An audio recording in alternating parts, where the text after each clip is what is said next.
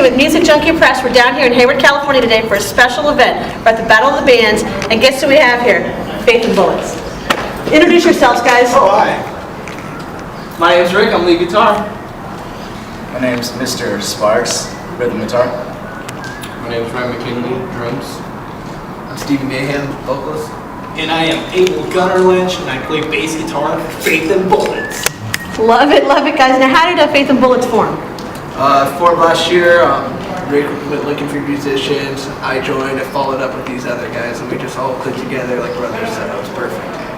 Now, you guys are being so young and dedicated to bringing rock and roll back in the music scene. We love that. Now, what bands influenced you guys most? Man, anyone from like Motley Crue to Dokken, Guns N' Roses, all those bands, I mean, just we grew up listening to it no matter, which background we came from. We all just happen to love those bands. It's in your blood. Yeah. Part also from like the stuff, like we all come from different kind of sides. I mean, like I had a really big like heavy metal scene, like Iron Maiden, that kind of stuff. Everybody else came from like their Van Halen stuff and like Motley Crue and stuff. So we all kind of come together really well and kind of mesh all of our different influences kind of mesh together pretty well. Definitely. And it works out for us. That's great. Now, how about, can you guys each remember maybe what was the first record you guys bought? Are we talking actual like vinyl? Or Yeah, you know what? We should go for vinyl. If you guys all have vinyl, I love that. Yeah. Mine. I never bought a vinyl record. My first vinyl was Metallica Ride the Lightning. Wow. Yeah. I remember a CD that I got. Okay, CD. I was with my dad when I was 5. He got me, it was a Poison CD. And so, yeah. I had a cassette tape. I can't remember if it's Van Halen or Bon Jovi, but one of those two. For me, it was definitely Scorpions. Love that first thing. That was my first album, and it was on tape. I still play it too. I have a cassette player in my truck. I don't have enough money just yet to. We haven't made it just yet, so I don't have enough money to upgrade to like CD. But I'm working on it. It's okay. Wait, you said you were giving me one for my birthday. You forgot about my birthday. How about you, Rick? How about a CD even? I think my very first CD was Kiss Alive. Nice, you guys are born and bred in rock and roll. I love it. I love it. Now, if we could peek into your iPod today, what artist or song might we be most surprised at finding in there? Oh my gosh. For me, it has to be JT.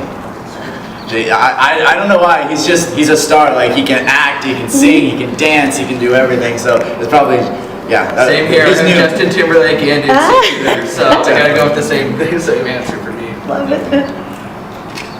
But you guys. Rick should know. I got Cher. Well, I don't know. I think for me, it's probably between Blondie and Elvis. Nice combination there. Mostly Elvis. For me, it's like 50s, like Temptations, you know. Uh-huh. and stuff. Yeah. So you guys really definitely bring all your influences together. Have you been doing that also with writing your music? Sort of bringing it all in? Definitely. I mean, we want to touch different kinds of, people and, genres. It doesn't matter, which crowd it is. We want everyone to like our music. So with that, all of us have different backgrounds in those genres, and so we want that all to tie together. And so it doesn't matter if you're into hip hop, screamo, whatever you're into. We want you guys to love it. So I mean, our music, we want to hit everything. Yeah, has it been hard, sort of, in today's age? You have all the post-core, pre-core, sub-core, everything out there. Has it been sort of hard bringing the rock and roll out, or is everybody becoming open to it much more? Yes and no. I mean, I would say a few years ago it would have been. I mean, I grew up in that whole scene, the post-hardcore and all that scene. That was my scene for a long time. And just the whole transition with the newer bands coming out, whether, it was Escape the Fate starting in, Falling Reverse, Black Veil Brides, all those guys are helping bring it back. Now there's still more post-hardcore and stuff, but, it's starting to go in that trend, especially with the stuff going on in Europe with Reckless Love and Crash Diet. Those bands are getting huge, and we love those guys. So it's like following in those footsteps, and hopefully we can help bring that to America.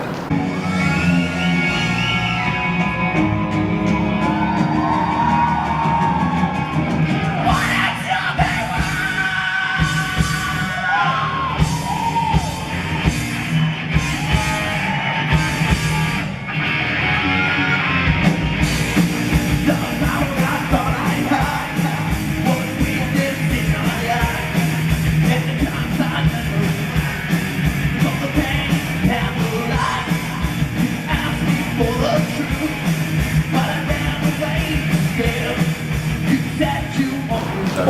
guys could put together your dream lineup, what other 3 bands would you like to have playing with you guys on a tour? I think we all have different answers. We do. Mine would be Motley Crue, Guns N' Roses. I had Kiss probably. I think mine would be Cinderella and Kiss and Motley Crue. I didn't think it's Cinderella. Tom Kiefer, definitely awesome. I would really like to play with the Ramones, but that's like impossible. The Ramones and like the Rolling Stones. Unless And it's all- definitely Motley Crue. Unless it's zombie apocalypse happening. What do you think about yours? I don't know. Like, you see, it's really hard because you know you're trying to narrow down everything into one. I mean, as far as like tour, like how much like fun probably would have we would have. It'd probably be a mixture between like the Motley Crue and also some of the new bands that are coming out, like Skip the Fate, Falling Reverse, those kind of bands as well. Yeah, that would probably be it. Yeah. That'd be a crazy one. How about you, Ryan? Not share. One of them would be Kiss, and then Poison, and Motley Crue. No, that's definitely a tour. I think I've been on that one a few years. I went to the Poison Motley Crue. Yeah, that was great. That is great. Now let's see. If you guys could take maybe a song from a totally different genre, out of your whole, genre of yours, but make it into a rockin' song, what would you guys want to do? Totally. You can say GT, aren't you? Right? Song. I don't know. Yeah. Yeah. Like as a band or Yeah. Yeah. individually? Or individually, would you? Oh, I don't know. I think like as far as me like turning songs into rock and roll songs, I always look for like songs that have like really good catchy beats, you know, like or something that sticks in your head. And when I think of those kind of music, I think of like 70s music, like a lot of good like Earth, Wind and Fire, that kind of stuff. That you go like replay that music in your head like day to day. That some of those songs would probably be pretty good, or like the Bee Gees, like some songs from those bands. I'd like to see a Bee Gees cover done. That would be pretty damn cool. Bringing sexy back. We bring sexy back. We bring sexy back and rock and roll back. It's all we want. For me, it's Yeah. that one song that goes, you guys probably know it. Hey, this is crazy, but here's my number. It's so sleazy and kinky. I love it. We can totally make that rock. Yeah, like I can totally picture Poison playing that song.